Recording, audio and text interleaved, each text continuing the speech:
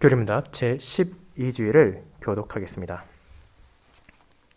하이데베르 교리문답 제12주일 제31문. 왜 그분을 그리스도, 즉 기름 부음 받은 자라고 부릅니까?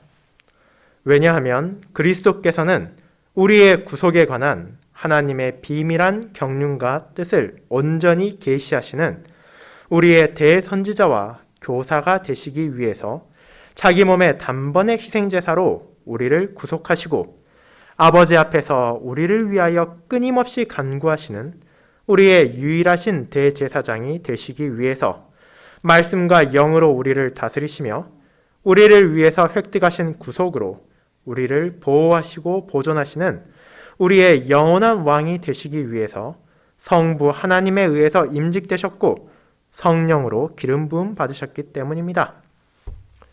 제32문. 왜 당신을 그리스도인이라고 부릅니까?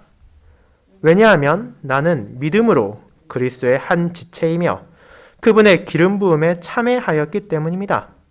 나는 선지자로서 그분의 이름을 고백하며 제사장으로서 그분에게 나 자신을 감사의 산 제사로 드리며 왕으로서 자유롭고 선한 양심으로 이 생애에서 죄와 마귀에 대항하여 싸우며 이후에 그분과 함께 영원히 만물을 다스릴 것입니다.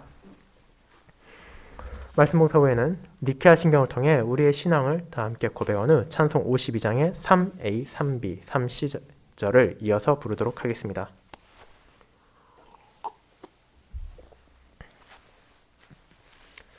사랑하는 주 예수 그리스도 안에 있는 형제자매님들, 우리가 어딘가에 소속되어 있다 말할 때 이는 그 집단이나 무리의 특징을 함께 공유한다는 의미를 가지고 있습니다. 여러분과 제가 한국인이라고 말할 때 이는 한국이라는 특정한 국가의 국민으로서 가지고 있는 특징들을 가지고 있음을 알려주기도 합니다.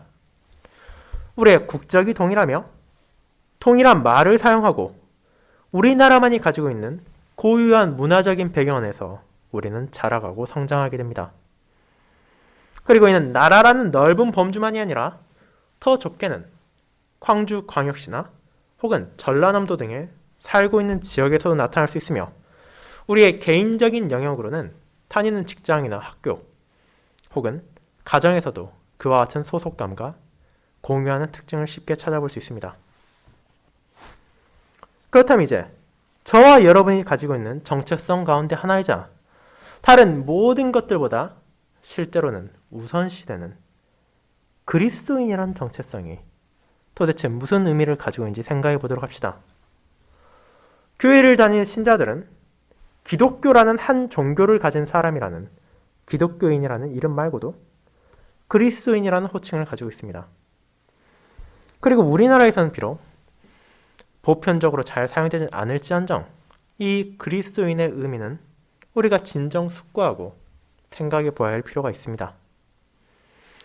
우리가 한국에 살고 있기에 한국인이며 광주에 살고 있기에 광주 시민인 것처럼 누군가가 자신을 나는 그리스도인이라 고백한다면 이는 자신이 그리스도 안에 속해 있다는 것만을 말하는 것이 아니라 성도들과 함께 그분 안에서 함께 나누는 은혜가 있으며 그분께서 가지셨기에 우리 역시도 참여하게 된 직분이 있다는 것을 말하는 것이기도 합니다. 그렇게 우리는 먼저 그분의 직분에 대해서 알 필요가 있으며 그 직분이 우리에게 어떻게 주어졌는지를 확인해야 할 필요가 있습니다. 이 두 가지 과정 중 단 하나라도 결여된다면 우리가 아무리 입으로는 그리스도인이라고 떠들고 다닌다 하더라도 정작 그 말이 우리에게 무슨 의미가 있는지를 알 수 없을 것이기 때문입니다. 성도들이 그런 어리석음에 빠지지 않도록 하기 위하여 교리문답 제12주일은 우리의 주님께서 가지신 호칭인 그리스도의 의미와 그분께 참여한 신자들이 그리스도인이라고 고백할 때 받는 소명이 무엇인지를 알려줍니다. 이를 고백함을 통해 우리는 주님께서 그리스도의 심이 어떻게 우리의 구원에 관련되어 있는 은혜이며 위로인지를 알게 될 것이며 이 땅에서 살아가는 우리가 그리스도인으로서 주어진 직분에 따라 살아가는 것이 얼마나 아름다운 소명인지를 바라보게 될 것입니다. 저는 교리문답이 요약한 하나님의 말씀에서 드러난 이 진리를 우리는 그리스도와 그리스도인의 삼중직을 믿습니다. 라는 제목으로 나누고자 합니다. 그리고 이를 그리스도라는 이름 하에서 드러나는 주님의 삼중직을 통해 주어진 은혜와 그런 그분께 참여한 자들이 가지는 삼중직의 소명으로 알아보도록 하겠습니다.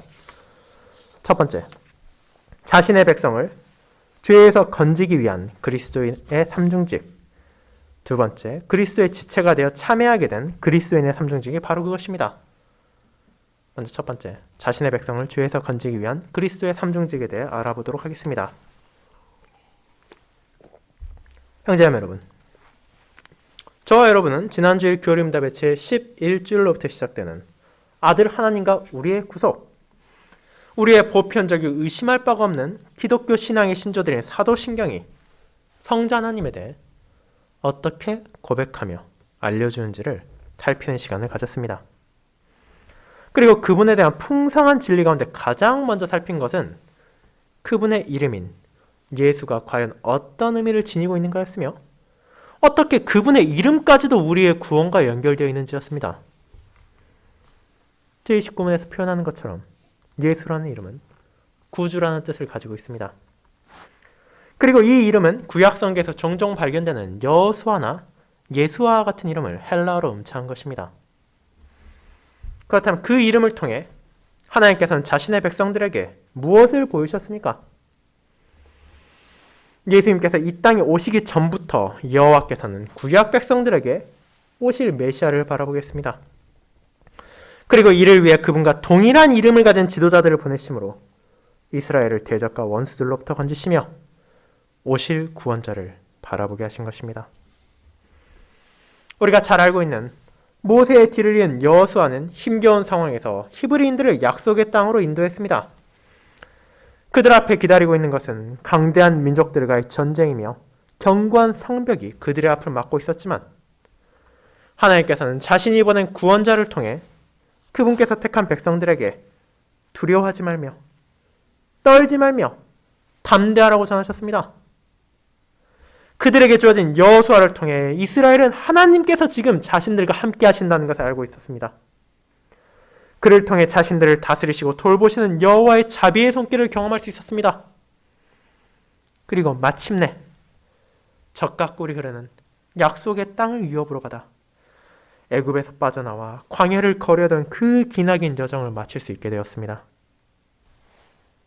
하지만 이 놀라운 업적에 대해 히브리서 기자는 어떻게 표현합니까? 만일 여호수아가 그들에게 안식을 주었더라면 그 후에 다른 날을 말씀하지 아니하셨으리라. 그런즉 안식할 때가 하나님의 백성에게 남아있도다 라고 히브리서 4장 12절에서 선언합니다.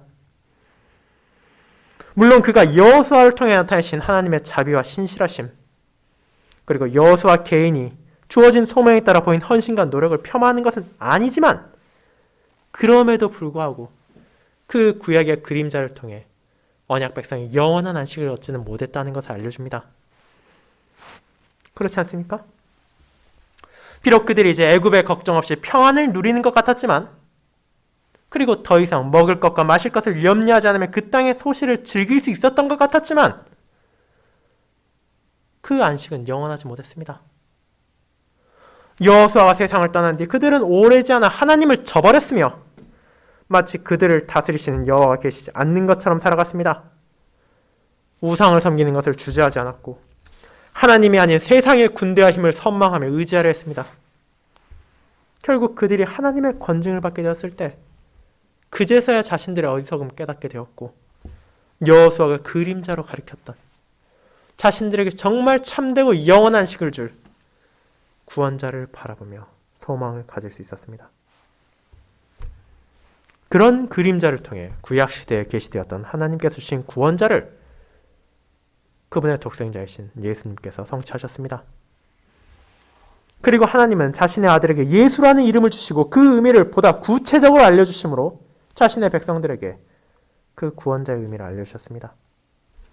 자기 백성을 그들의 죄에서 구원할 자라는 이름을 주신 하나님께서는 이제 언약 백성들이 그토록 소망하던 구주가 마침내 그들에게 찾아왔다는 것을 전하신 것입니다.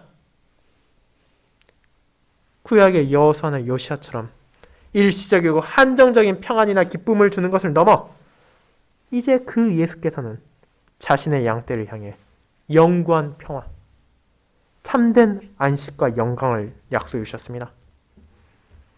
심지어 구약의 그림자들과 다르게 신약의 구원자께서는 이 땅을 떠나신 후에도 흔들리지 않는 평강을 약속하시므로 그 백성들에게 두려움과 떨림을 내려놓게 하시고 담대하게 자신만을 의지하며 살아갈 수 있게 하셨습니다. 그것이 바로 저와 여러분 그리고 모든 시대의 성도들이 간절히 소망하던 참된 안식이었습니다. 하지만 이것이 어떻게 가능했습니까? 그 이유는 바로 그분께서 자기 백성을 눈에 보이는 원수나 대적의 공격에서가 아니라 그 모든 비참의 원인은 죄로부터 건지셨기 때문입니다.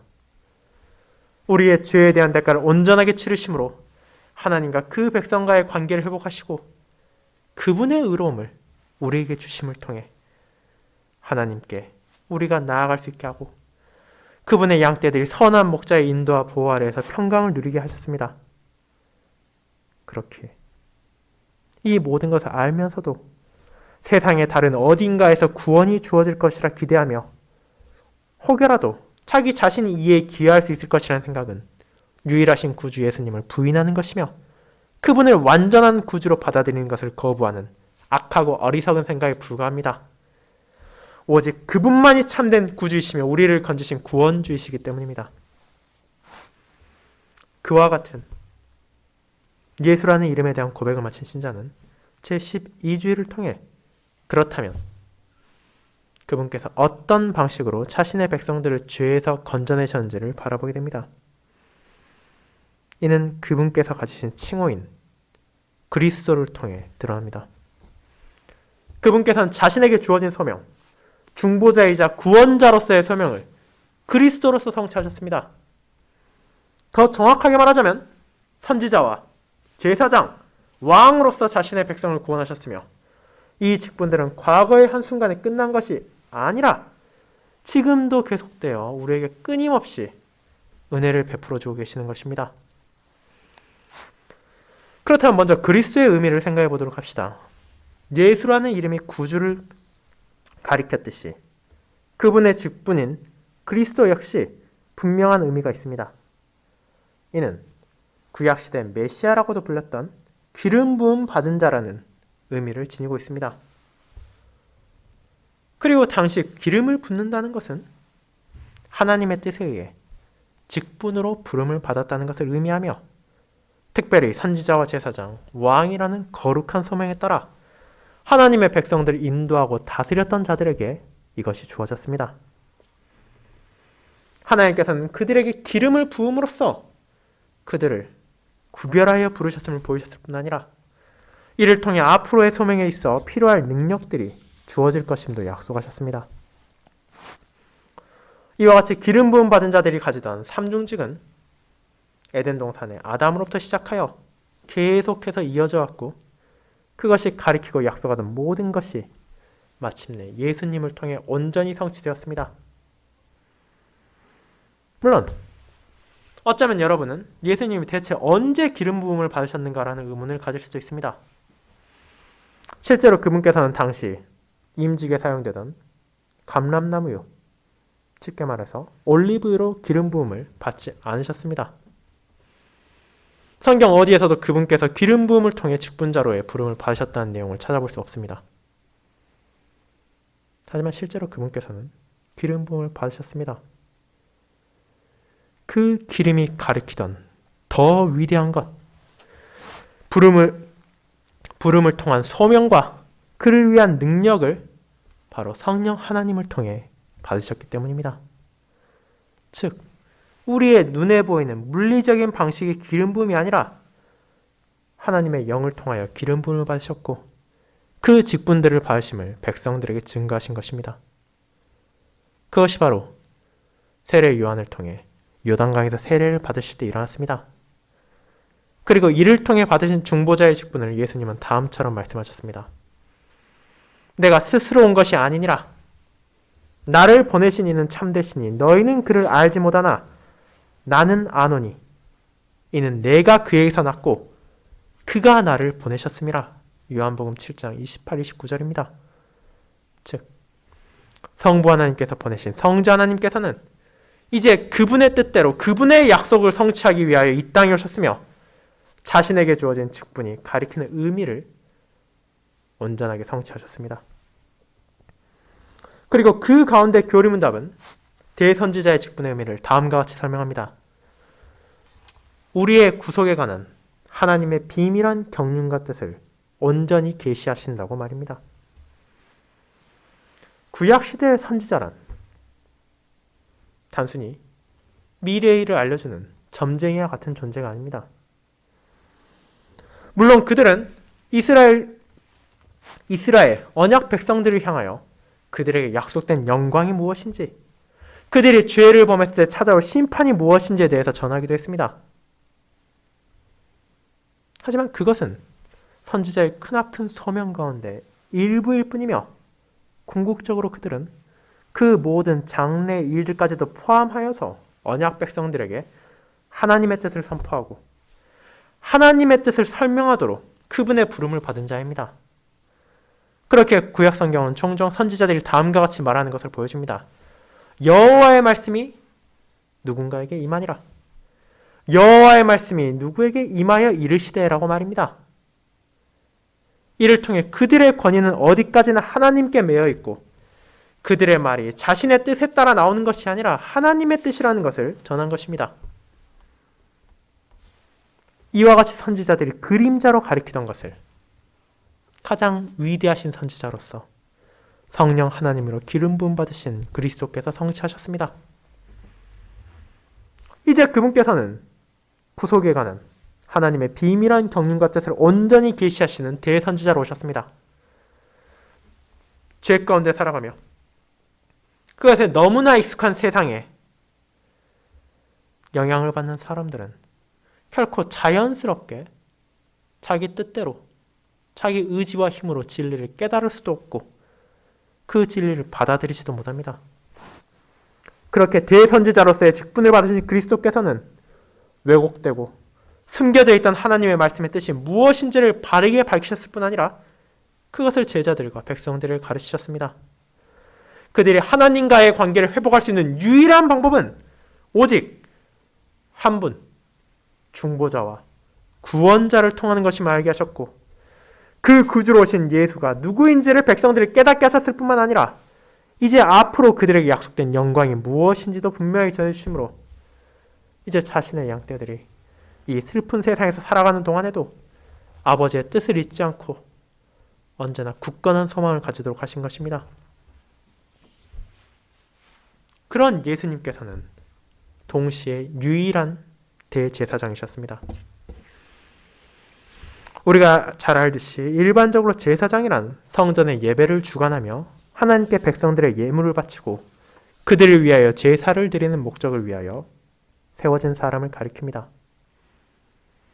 그 가운데서 특별히 대제사장은 매년 한 차례 지성소에 들어가 제물의 피를 바치고 자신과 백성을 위한 중보기도를 드리는 사역을 했습니다.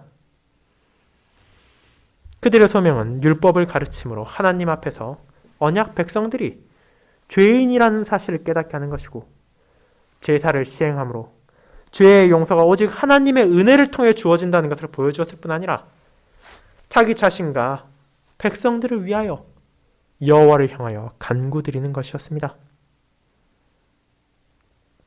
그렇다면 예수님께서는 어떤 방식으로 대제사장의 직분을 성취하셨습니까? 그것은 다름 아닌 구약의 제사장들이 시행했던 모든 사역들이 가리키는 것을 스스로 온전히 이루심으로 나타났습니다. 구약시대 제사는 어디까지나 그리스도로 말미암아 성취될 온전한 희생제사를 가리켰을 뿐 그 자체가 죄를 사할 수 없었습니다. 이스라엘은 수많은 동물들이 죽임당하고 그들의 피를 뿌림을 통해 하나님 앞에서 자신들의 죄가 얼마나 큰지를 깨닫고 깨달아야 했습니다. 그리고 그 모든 죄가 진정으로 사해질 자신들에게 주어질 중보자의 은혜를 바라보아야 했습니다.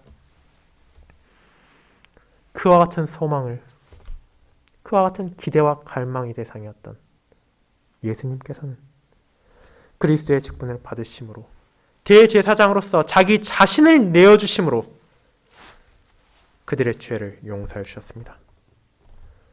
그분께서는 이 온전한 단번의 희생제사를 시행하실 대제사장이셨지만 그때 바쳐질 제물 역시도 그분 자신이었습니다. 주님께서 우리를 위하여 자기 자신을 내어주심으로 우리를 구속하셨습니다. 자신의 백성들이 더 이상 죄로 말미암아 아버지 앞에 나아갈 수 없는 일이 생기지 않도록, 그들의 심판을 두려워하며 좌절하지 않도록 그들의 죄에 대한 대가를 자신이 고난받으시고 자신이 피를 흘리시고 자신의 목숨을 내어주심으로 다 치르셨습니다. 그 결과 이제 우리는 하나님 앞에서 죄인이 아니라 그리스도 안에서 그분의 사역으로 말미암아 의롭다 칭함을 받게 된 것입니다. 그것이 바로 주님께서 성취하신 대제사장으로서의 직분입니다. 그리고 이제 교리문답은 마지막으로 그리스도의 왕적 직분을 고백하게 합니다. 우리가 잘 아는 것처럼 왕이란 자신의 나라의 백성을 다스리고 통치하는 소명을 가지고 있습니다.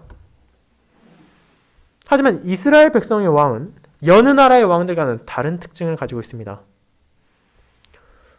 세상 나라의 왕들은 자기 뜻에 따라 백성을 통치하며 그가 가진 권력이야말로 그 나라에서 가장 높은 정점에 있는 것이지만 이스라엘에선 그렇지 않았기 때문입니다.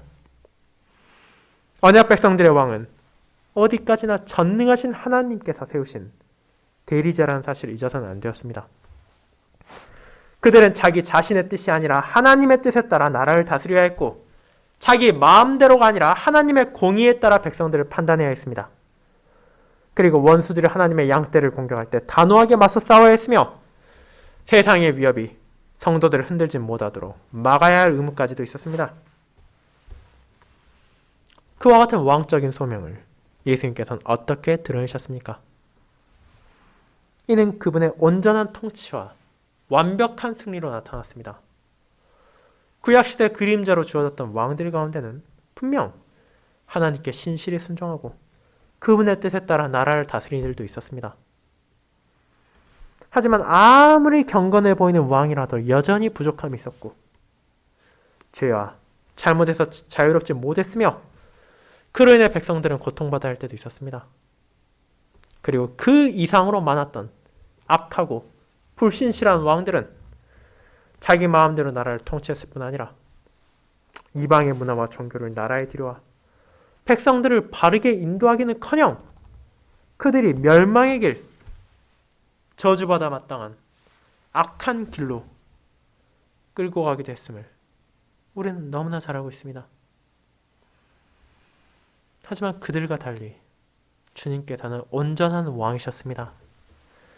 그분께서는 신자들에게 하나님의 뜻 앞에서 무엇이 옳고 무엇이 그른 것인지를 바르게 보이셨을 뿐 아니라 그것을 자신의 백성들이 삶 가운데 순종하며 살아갈 수 있도록 인도하셨습니다.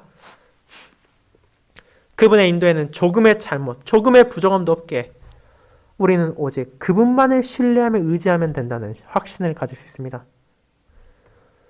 그뿐 아니라 그분께서는 자신의 죽음을 통해 성도를 위협하는 대적인 마귀를 무찌르시고 사망의 권세를 꺾으셨습니다. 그리고 이제 그분의 영원한 승리를 우리에게 알게 하셔서 세상에 그 어떤 것도 신자를 결코 멸망시킬 수 없다는 위로를 주셨습니다. 이와 같이 그분께서는 예수, 자기의 백성을 죄로부터 구원할 자로서의 역할을 그리스도의 세 가지 직분을 통하여 성취하시고 증거하셨습니다. 선지자로서 그 백성들을 향하여 구원의 진리를 알게 하시고 그것이 어떤 방식으로 이루어지는지를 깨닫게 하셨습니다.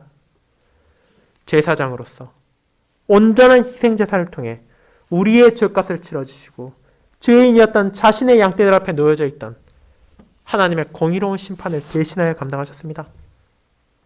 그리고 왕으로서 그분께서는 세상의 그 어떤 통치자도 보일 수 없는 온전하고 선하며 공의로운 다스림을 보이셨을 뿐 아니라 마귀와 죽음의 권세를 물리치시고 그분의 영원한 승리를 자신의 모든 백성들이 확신하게 하셨습니다.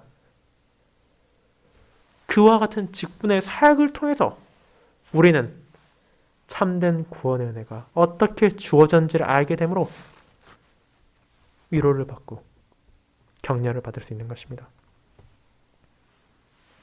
하지만 그분의 직분은 예수님께서 지상에서 사역을 하시던 기간에만 한정되는 것이 아니라 지금 이 순간에도 이어지고 있으며 앞으로도 계속될 것입니다. 대선지자이신 예수님께서 오늘도 저와 여러분에게 지금 진리의 말씀을 전해주고 계시며 자신의 영이신 성령 하나님을 통해 어리석은 우리가 그 말씀을 바르게 받아들일 수 있도록 믿을 수 있도록 하십니다. 제사장이신 예수님께서는 아버지 우편에서 우리를 위하여 끊임없이 간구하여 주심으로 우리의 모든 기도가 아버지께 나아갈 수 있도록 우리를 대신하여 중보하고 계시며 이 땅의 삶에서 우리에게 필요한 축복들을 끊임없이 베풀어 주십니다. 그리고 왕이신 예수님께서는 세상 만물들을 향하여 온전한 통치를 계속하고 계실 뿐 아니라 교회와 성도들을 지키고 보존하시며 그분께서 이미 거두신 승리를 온전하게 누릴 그날까지 인도하실 것입니다. 마침내 그리스도의 날, 우리의 주님의 날이 찾아올 때 우리는 그 모든 직분을 가지신 예수님께서 크신 신실하심과 자비로 그분의 백성들을, 저와 여러분들을 어떻게 인도하시고 돌보셨는지를 깨닫게 될 것입니다. 사랑하는 형제자매 여러분, 그렇게 우리의 주이신 예수님을 그리스도, 곧 기름 부은 받은 자라고 부른 이유는 그분의 직분과 사역을 통해 우리에게 주어진 구속의 은혜를 잊지 않게 합니다. 우리가 사도신경을 통해 예수 그리스도의 이름을 고백할 때마다 이 사실을 기억해야 합니다. 그분께서 대선지자로서, 대제사장으로서, 왕으로서의 소명을 성취하셨고 지금도 계속하고 계시기에 우리에게 주어진 구속의 은혜는 확고하며 흔들리지 않을 뿐 아니라 이제 그런 그리스도를 온전히 신뢰할 수 있게 되었습니다. 구약시대 모든 그림자들을 온전하게 이루지 못하고 다만 가리키기만 했던 예수 그리스도께서 이 땅에 오시고 그 모든 직분을 온전히 이루셨기에 이제 우리는 그분 안에서 참된 위로를 받습니다. 그분께서 전해주신 진리를 붙잡고 그분께서 베푸신 의로움으로 하나님께 나아가며 그분의 공의로운 통치와 약속하신 영원한 승리를 바라볼 수 있게 되었습니다. 그렇게 이 사실을 고백하는 것은 신자들에게 있어 이 땅의 역경에서도 위로를 주며 구원에 대한 분명한 확신을 주는 것입니다. 그리고 이를 고백하는 성도는 이제 그리스도께서 성취하신 직분의 은혜로 우리에게도 삼중직의 소명을 주셨음을 깨닫게 될 것입니다. 그것이 두 번째, 그리스도의 지체가 되어 참여하게 된 그리스도인의 삼중직으로 이어집니다. 성도 여러분, 이와 같이 그리스도께서 자신의 직분을 온전하게 성취하심으로 크신 은혜를 베푸셨지만 그분께서는 우리에게도 아름다운 소명을 주셨습니다. 아담의 타락으로 말미암아 부패했던 삼중직, 왕과 선지자와 제사장들이 온전히 보일 수 없었던 직분들을 이제 회복하시고 우리를 그분 안에서 이 직분들로 부르셨기 때문입니다. 제20문답에서 고백했듯이 우리는 참된 믿음으로 그리스도에게 접붙여졌기에 그분의 모든 은덕을 받아들이게 되었으며 구원과 구속의 은혜를 누리게 되었습니다. 하지만 그분께 접붙여졌다는 것은 동시에 성도들도 그분의 직분에 함께하게 되었음을 의미합니다. 우리가 그리스도인이라고 말할 수 있는 이유가 바로 거기에 있습니다. 우리가 그리스도께 속해 있기에 그리스도인이라고 말하며 그분의 지체가 되므로 그분께서 주시는 유익을 받을 뿐 아니라 그분께서 전하신 가르침과 뜻에 따라 우리에게 주어진 소명에 신실해야 한다는 부름까지도 받은 것입니다. 그리고 이에 대한 순종을 선지자와 제사장, 왕의 직분을 이 땅에서 증거함으로 우리는 보여야 합니다. 그렇다면 여러분은 선지자로서 무엇을 하셔야 합니까?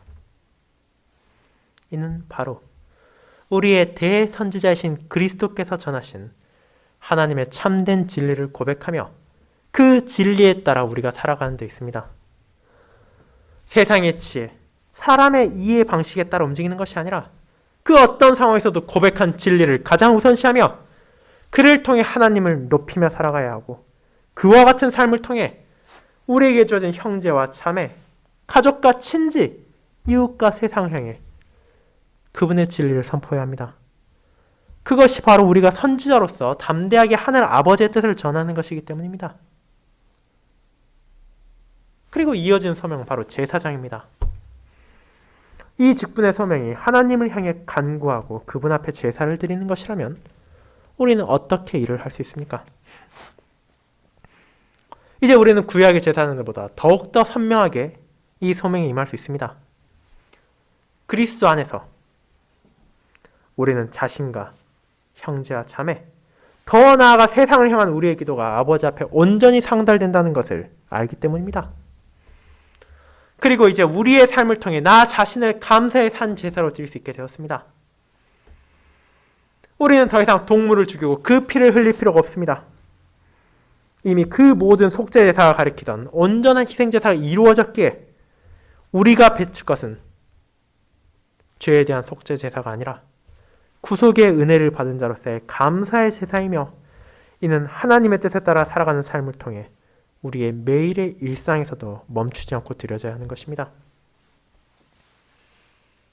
마지막으로 우리는 그리스도의 왕적 직분에도 참여했다는 것을 기억할 필요가 있습니다. 그리고 우리는 그에 따라 이 생애에서 죄와 마귀에 대항하여 싸워야 합니다. 그리스도께서 이미 승리하시고 마귀의 권세를 꺾으셨으며 사망에 쏘는 것을 부수셨지만 그분의 최종적이고 영원한 승리가 찾아올 영광의 날까지 하나님을 적대한 세력들은 끊임없이 마지막 발악을 이어갈 것입니다. 그분의 날까지 세상은 점점 타락할 것이며 사회는 점점 죄악을 탐닉할 것이며 마귀의 권세가 오히려 강력해지는 것처럼 보일 수 있습니다.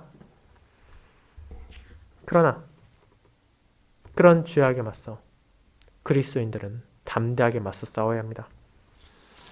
이와 같은 죄악들이 우리를 다스리지 못하도록 저항해야 하며 그것이 교회에 스며들지 못하도록 방어해야 하고 우리의 삶의 모든 영역에서 우리 주님의 이름이 더럽혀지지 않도록 끊임없이 싸워나가야 합니다.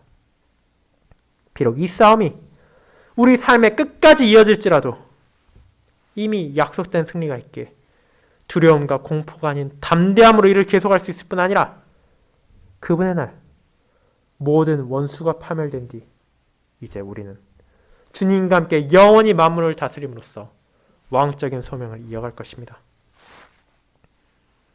사랑하는 성도 여러분, 하지만 이 소명을 온전하게 임한다는 것은 우리 능력으로는 턱없이 불가능하다는 것을 너무나 잘 알고 있습니다. 우리는 선지자로서도 제사장으로서도 왕으로서도 너무나 부족하고 연약한 존재입니다. 하지만 우리가 그리스도인으로서 이 소명을 받았다는 것을 기억하시기 바랍니다. 이 소명을 주신 분께서 이 소명을 우리가 감당할 수 있도록 능력과 힘을 주시며 우리가 이를 기꺼이 실행하며 살아갈 수 있도록 돌보아 주십니다. 그분께서는 성령 하나님을 통해 우리를 새롭게 하실 뿐만 아니라 자신에게 접붙여진 자들에게 그분의 은혜를 끊임없이 베풀어 주십니다. 그리고 그분의 온전하신 직분의 성취 가운데 우리 역시도 이 직분에 참여할 수 있게 하셨습니다. 그렇게 그리스도인들은 남녀노소를 가리지 않고 모두 이 놀라운 특권과 함께 이 회복된 직분에 대한 신실한 순종의 소명을 받았습니다. 그래서 사도 베드로는 성도들을 향해 우리 모두가 더 이상 어둠과 죄 가운데 머무는 것이 아니라 그리스도로 말미암아 신령한 제사를 드릴 거룩한 제사장이 되며 왕같은 제사장으로서 그분의 아름다운 덕을 선포할 수 있음을 선언합니다. 오늘 읽었던 베드로전서 2장 9절은 다음과 같습니다.